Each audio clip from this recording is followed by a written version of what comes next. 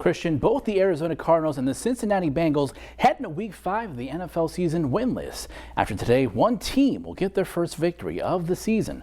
Let's find out who it'll be. Prior to winning the heavyweight boxing title, Andy Ruiz Jr. came back to the Valley and trained at the Sparta Boxing Training Center in El Centro, where future boxers from the Valley hope to follow in the champion's footsteps. Juan Rodriguez was born with spinal bifida, a birth defect where the spinal cord doesn't fully develop, but that didn't stop him from reaching the top of his division. It was on this field where 8-year-old Carlito Rodriguez trained for soccer, and his infectious smile touched the lives of many. Christian, the local baseball league is giving players another chance to continue their dreams of making it to the show. I spoke with officials on how important this opportunity can be.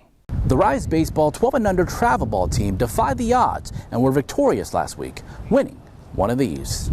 Christian, the Los Angeles Chargers are coming off a victory against the Monsters Midway in Chicago, where it's thanks to a missed field goal from the Bears kicker that gave the Chargers their third win of the season. This week they have the hard task of facing Aaron Rodgers and the Green Bay Packers. Let's find out if the Chargers can get win number 4. So we're expecting to see an exciting game tonight, and it's fun having everyone around for it, to see the outcome for this. I know it's a lot of intensity between all the teams, so we'll see how it goes. Thank you so much, okay? All right, guys, well, we're here at Brewers, and are you guys having a good time? We're having a great time. There you go. These are the fans right behind me. Tune in tonight, 10 o'clock, for the rest of the Super Bowl highlights at Sports. Ariana, back to you in the studio.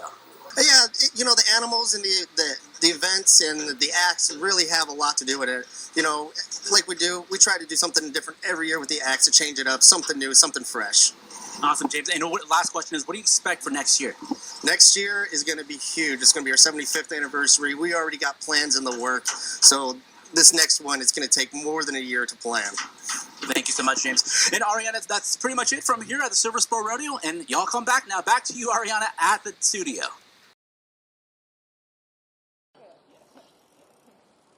Local cyclist Juan Black was riding his bike on Highway 95 last month when he was struck from behind by a motorist. Friends say he suffered major injuries. He had a broken leg in 2 spots on his left side, and he's having complete facial reconstructive surgery. And the first graft didn't take, so he just went back into surgery a few days ago, and that graft took, but he's still got a long way to recovery. Close to 100 cyclists in Yuma came together to raise funds to help with medical expenses for Black. He is an amazing person. He's very considerate, very thoughtful. He would always just try to organize the rides and get us all together, and he really was a cycling enthusiast and promoted it and was trying to welcome everyone into the community. Chapman says the group of cyclists will be escorted by law enforcement as they ride the bike lanes this morning to promote bike safety awareness. There are a lot of distracted drivers out there, and so this is one way that we can give back to the community, free education, to let motorists know that we are out there on the road, and hopefully they can see us and also pay attention to what they're doing as well. An official from the Yuma Regional Bicycle Coalition says the cycling community is tight-knit, and riding together builds a bond. Coming together, it's just kind of a spiritual connection. You know, once we get on our bicycles, we all have that sense of physical well-being. You know, we all want to have that good feeling, that the proverbial highs that you get from good exercise. By using funds from grants, the city hopes to keep cyclists safe and promote the recreational activity. And that means having more signs posted that it's a bike route, making when we do new streets, we always have bike lanes in there. So as the future moves forward in this community, you will be seeing a lot more of that. Reporting in Yuma, I'm Billy Khang. Family members and loved ones came together to remember the life of 55-year-old Larry Lagunas, who lost his life 2 years ago after a massive heart attack. Larry's wife, Delilah, says he had been complaining about not feeling well after he had played in a softball game. He was taken to the hospital. They did a open heart surgery. He was in the hospital for nine days, but he never came back from it. Larry lived and breathed softball, which eventually became a Lagunas family tradition. It was everything. It was our vacation. It was our time off, family time. It was all about softball. Delilah says the number of faces who were part of the tournament just shows the lives that Larry had affected. They are here, paying their respect. And everybody that's here is friends, family, and we love it. Funds raised from the tournament not only go to the American Heart Association, but to raise awareness for congenital diaphragmatic hernia, a rare defect in newborns that took the life of his grandson. He fought through a lot. He went 6 months in the hospital. He got through a lot of hurdles. But in the end, he had a condition also called pulmonary hypertension that comes with the diaphragmatic hernia, and that's what a heart disease.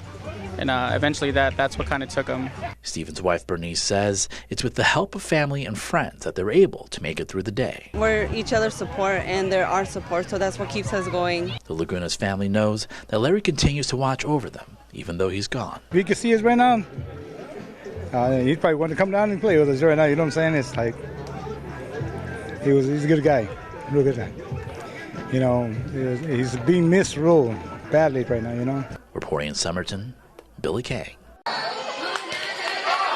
Laura Lugo wanted her 6-year-old son Enzo, who has Down syndrome, to feel like he belonged somewhere. It makes him feel like he's a part of something, and seeing him enjoy himself, running around with the other kids, being a part of something that makes him feel like I belong here. It's also a place where parents can come together and share their experiences. When they're going through struggles, I use my experience, or I can use their experience to help uplift us, and being able to unify and say that, let's help our kids and help them be a part of what this community stands for.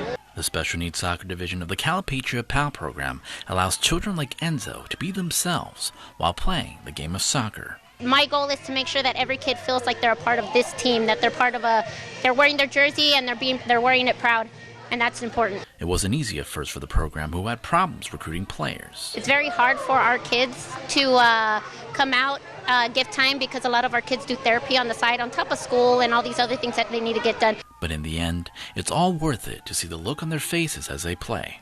At the end, we're just playing to have fun, and for them to know that there's not a winner. We're all winners here. Anyone who wants to join the Special Needs Soccer Division for the Calipatria PAL program can go to our website at kyma.com for more information. Reporting in the city of Imperial, Billy Khang, News 11.